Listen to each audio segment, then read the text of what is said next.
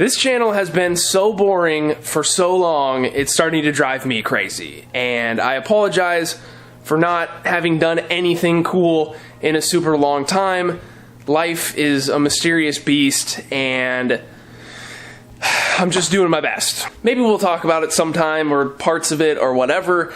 There is some stuff coming around the corner that's pretty exciting for me, and hopefully for you too. A little bit different than like cool setups or anything like that, although that's not something that I'm never going to do again. We are going to set up some new fish tanks. It's just, with everything in my life right now, it makes it really hard to devote a lot of time and energy into setting up new setups, because I don't know if I'm going to be here for forever. I mean, here in the house, guys. I realize that did sound kind of dark, so apologies for that. I'm not going to go anywhere, at least I don't think so, and, you know, I hope we can still do some fun stuff here in the meantime. I'm not talking about forever. So thank you for bearing with me. Let's just jump right into showing off some tanks, what we do have, some of the cool stuff that's been going on. So let's start here with this guy right over here, the 4-foot current serene tank. It's, you know, not my favorite aquarium, not my favorite scape that I've ever done.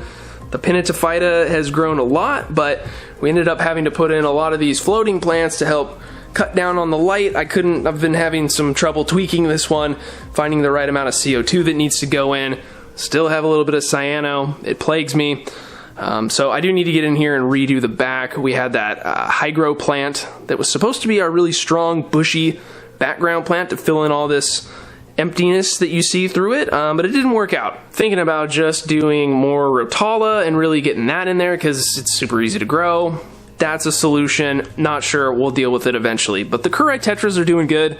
Haven't seen any breeding take place in here yet. And, you know, this tank just sits over here and does this. Probably should have talked about this tank first since we were over at it first, but the Angelfish doing absolutely fantastic. Our Cory cats, there's some of them down there. Again, we added like 40 of them in here, and I only ever see like 4 or 5 or 6 of them at a time. The Java Fern this time around, though, has done a lot better. And you might remember that we had to get in here and replant a bunch of it, because the first time we did this, it didn't take that well. So could in part be just the health of the plants that I got in, but then also with these, instead of putting the entire rhizome into the cork bark, I tried to leave at least half of the portions of the rhizome outside so that it could get more water flow and thus more nutrients and everything that it needs. And so I think that really helped this to just have a stronger Java Fern in it, which totally makes sense, right? So you can see we have a little bit of oil there on the surface.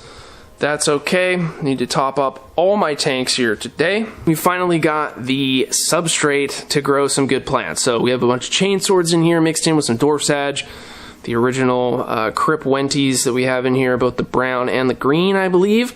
And that really kind of pulls it together for me. Still, I want to have more going on in the substrate, but this really helps. Before, when we had like nothing in the substrate, it was definitely missing something, so I'm happy with this one. This is probably the whole reason why you clicked on the video, right? To check out the baby fish that we have in here.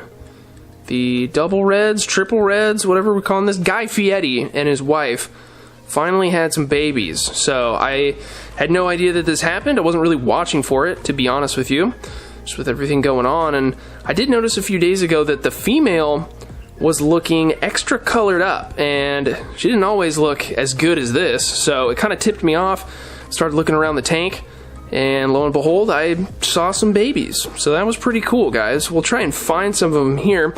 Probably gonna have to bust out the other camera and wait patiently, because the babies, they stay close to the bottom of the tank and they move around together, kind of. They're not always in one large group, but they're just hanging out, you know. I don't think everybody's getting eaten. There's one right there. Can we get close enough on that? Not exactly. It's always a possibility that they just cannibalize the babies and eat them. If I was really focused on having a bunch more of these fish, then I would, you know, remove the babies or remove the parents and separate them like that. But I kind of just let nature do its thing, and if they want to eat the babies, then they, I guess, are going to eat the babies. I don't know. What do you think of that decision making right there? So this tank has just been really low maintenance. We have some more of the floating plants up here to help pull nutrients out and just make it really low maintenance. You know, don't really focus on doing water changes. Haven't done any water changes on this one in a long time. Everything's doing good. Obviously the fish are breeding, so everybody's happy. It's a good environment. My Java fern kind of blackened out and is not looking super pretty, but you know, I don't know, Java fern is such a weird plant. Like, it's either just growing really well or it just sucks completely. So definitely more towards the sucking completely with our Java fern in this tank, but I mean, it's whatever. It's easy to remove and put new stuff in if you want. So we'll just let things be. There's some more babies kind of hanging out down in that cave. Let's see if we can get a shot with this camera with the not so zoomy lens. So there's one that ran away. Saw a couple of them, 3 or 4 of them. I think in total there's like 7 or 8 or 9 babies, but it's kind of hard to tell. Not really doing anything special with food, just kind of grinding stuff up really fine and letting it float over the top. It's got to sink down to them, of course, but so far, I don't know how long they've been in there, but they've been fine. They're growing, and as long as the parents don't decide to eat them all, then we might have a bunch of extra Apistos hanging out.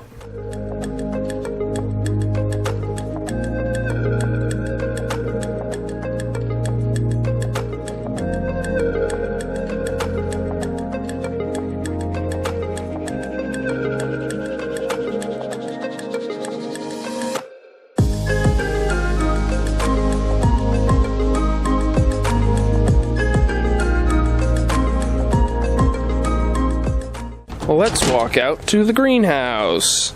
I know a lot of you want to see what's going on here. Check out my bee factory, though. Doing their thing, pollinating the mint plants, making honey, however they magically do that. But check it out, man.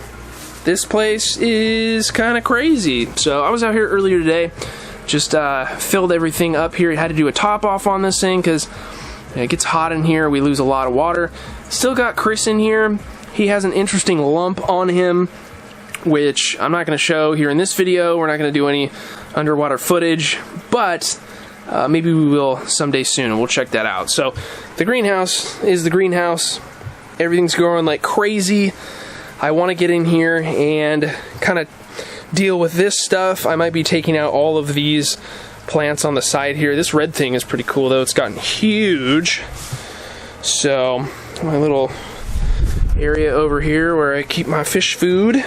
This plant, though, if you're a pond person, hydrocodal, whatever, this stuff, never use it because it does this, right? You put it in the pond, it comes over here, and then don't tell anybody else, but it's even growing in the grass, which is not chill at all. So that's the pond. And I'm not really going to go down the road of what's going on over here, guys. Obviously, sand waterfall needs to get redone, still with that tank as well, but this one's looking pretty good, right? The Monte Carlo is super overgrown and probably need to trim it again, but honestly, I don't hate the way it looks. So it's just hanging out, doing its thing. That's the way we like it. We make something that we like, and when we can build an aquascape that just stays the way it is, that's cool with me, because it's what I wanted ultimately, right? We got a bunch of mondo grass. We got a little bit of mondo grass here we got to pull out of this thing. A bunch of these little bugs. Can't remember the name of these bugs, but the little pond style tank we set up, also doing good. Nothing in here yet. It's been hanging out. Haven't really thought about what we could put in it, right? Just like a little shrimp tank, but that's cool.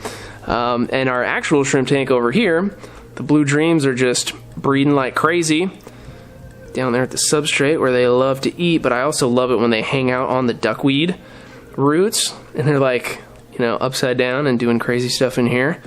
So, I don't know. I forgot we have our betta fish as well. Got MD over there and Red chilling within my mess of things here. But yeah, guys, I mean, we'll get there when we get there. Thanks for hanging in there with me and still watching the videos, even though they're not the most fun thing in the world right now. I'm very conscious of that, and we'll get there, man. But life is, I mean, you know how it is, right? You go through periods in life where things just aren't clicking the way that you want them to, and thanks for understanding. thanks for still watching the videos in the meantime here, and I'll do my best to get back to doing what I want to do, because ultimately what I want to do is make cool fish tanks and share them with you guys. So thank you for watching. I appreciate it very much, and we'll see you in the next one, hopefully soon.